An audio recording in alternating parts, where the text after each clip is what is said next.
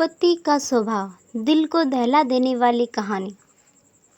मेरी शादी को अभी 10 दिन हुए थे और मेरे पति का स्वभाव मुझे पता चला, लेकिन मैंने समझ से काम लिया और धीरे धीरे सब ठीक हो गया। मैं रानी हूँ, अभी मेरी शादी हुई है, अच्छा घर, अच्छा पति मिला है। राजीव नाम है उनका। उनके पिता के ये 2 भाई हैं। छोटे भाई की अभी पढ़ाई चल रही है। इनकी अच्छी एक दुकान है जिसे यहाँ पापा जी और मम्मी जी संभालते हैं। शादी को अभी मेरे 10 दिन हुए हैं और मैं अपने आप को बहुत खुशकिस्मत मानती हूँ, क्योंकि मुझे बहुत प्यार करने वाला पति नसीब हुआ। सास और ससुर तो मेरे पति से भी अच्छे हैं। अभी शादी हुई तो ज़्यादातर घर पर ही रहते। दुकान अभी पापा और मम्मी संभाल रहे हैं। शादी को अब 1 महीना हो गया था। इनका अभी भी दुकान पर जाना वैसे शुरू नहीं होता। कुछ देर के लिए जाते और फिर वापस आ जाते। सुबह पापा जी जल्दी उठकर दुकान खोलते और देर रात तक वही दुकान पर बैठते थे। मम्मी जी उनके लिए खाना ले जाया करती थी या दिन भर मेरे पीछे ही घूमते। मैंने इन्हें बोला कि अच्छा नहीं लगता, अब आप रेगुलर दुकान पर जाना शुरू करिए, वरना पापा मम्मी कहेंगे कि मैंने आपको कंट्रोल कर रखा है। उन्होंने बोला, ऐसा कुछ नहीं होगा, वो सब बातें तुम मत सोचो। एक दिन हमारे कमरे की नल की टंकी खराब हो गई तो हमारे बाथरूम में पानी नहीं आ रहा था। मुझे नहाने के लिए हॉल में के बाथरूम में जाना पड़ा। मेरे पति तब सो रहे थे। मैं बाथरूम में नहाने गई। कुछ ही सेकंडों के बाद वो भी उठकर दरवाजे के बाहर आ गए और बाहर से ही मुझे आवाज़ देते हैं, रानी तुम अंदर हो? मैंने बोला हाँ। अपने रूम में पानी नहीं आ रहा था, इसीलिए मैं बाहर आकर नहा रही हूँ। फिर जब तक मैं नहा कर वापस नहीं आई तब तक वो दरवाजे के बाहर ही खड़े रहे।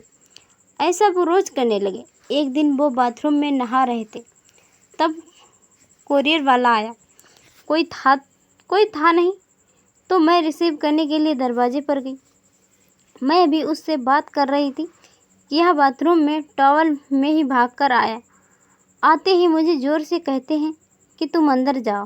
फिर उसके जाने के बाद किचन में आकर मुझसे कहते हैं कि इस तरह अनजान आदमी से बात करना सेफ नहीं है, तुम ध्यान रखा करो। फिर उसके बाद मैंने कई बातें देखी, जैसे जब हम बाहर जाते थे तब वो मुझे इधर उधर नहीं देखने देते। कहीं खाना खा रहे होते तो मेरी नज़रें कहाँ हैं, मैं किससे देख रही हूँ, देखते थे। बार बार अपनी जगह बदलते रहते थे। मेरे पति का यह स्वभाव मेरे सास ससुर भी देख रहे थे। एक दिन पापा ने उन्हें दुकान के काम से बाहर जाने को कहा तो उन्होंने मना कर दिया। फिर पापा को ही जाना पड़ा। वो बस मेरे पीछे ही रहते। फ़ोन पर मैं किस से बात कर रही हूँ, मेरे फ़ोन में नंबर और मैसेज भी चेक किया करते। यह सब देखने के बाद मैंने सोच लिया कि अब उनसे बात करनी होगी। इसीलिए फिर एक रात मैंने उनसे कहा कि आपको मैं कैसी लगती हूँ? वो बोले बहुत अच्छी। मैंने कहा आप मुझ पर विश्वास करते हैं? बोले क्यों, क्या हुआ? मैंने कहा कि आप जो ये सब कर रहे हैं ये ठीक नहीं लग रहा है। मैं चाहती हूँ कि मुझे बहुत प्यार करने वाला पति मिले। आप बिल्कुल वैसे ही हो जैसा मैंने सोचा था, लेकिन आप बहुत ज़्यादा पॉसेसिव हो। क्या आप मुझ पर शक करते हैं? क्या आपको लगता है मैं आपको भरोसा तोड़ूंगी? वो बोले नहीं, ऐसा नहीं है। फिर मैंने कहा कि आपसे अच्छा पति मुझे नहीं मिल सकता, लेकिन आपको अपने पर थोड़ा नियंत्रण और मुझ पर विश्वास रखना होगा, वरना यह आगे चलकर हमारे लिए ही झगड़े और लड़ाई का कारण बन जाएगा। मुझे पता है शायद आपको मुश्किल लगेगा, लेकिन आप थोड़ा थोड़ा बदलिए। मैं आपके साथ हूँ। वो बोले, हाँ, मैं कोशिश करूँगा। अगली सुबह मैंने उनको उठाया और कहा कि दुकान पर आप जाइए और खाने के पहले नहीं आएंगे। मैं घर पर ही हूँ, चाहे तो आप फ़ोन कर लेना। वो जैसे तैसे मन मार कर गए, कभी रूठ कर तो कभी प्यार से। धीरे धीरे उनकी आदत में सुधरने की कोशिश कर रही हूँ। मैं एक पत्नी ही अगर पति को नहीं समझेगी तो कौन समझेगा। बहुत हद तक मैंने उनका स्वभाव बदल दिया है। बात को बढ़ाना नहीं, बात को किस तरह से सुलझाया जाए यह सोचना चाहिए।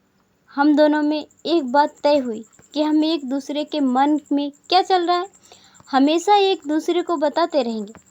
बात नहीं करना, अपनी बात मन में ही रखना ही किसी समस्या को जन्म देता है। दोस्तों, वीडियो पसंद आई हो तो लाइक और शेयर ज़रूर कीजिएगा। चैनल पर नए हो तो चैनल को सब्सक्राइब करना ना भूलें। मिलते हैं नेक्स्ट वीडियो में, तब तक के लिए प्यार भरा नमस्कार।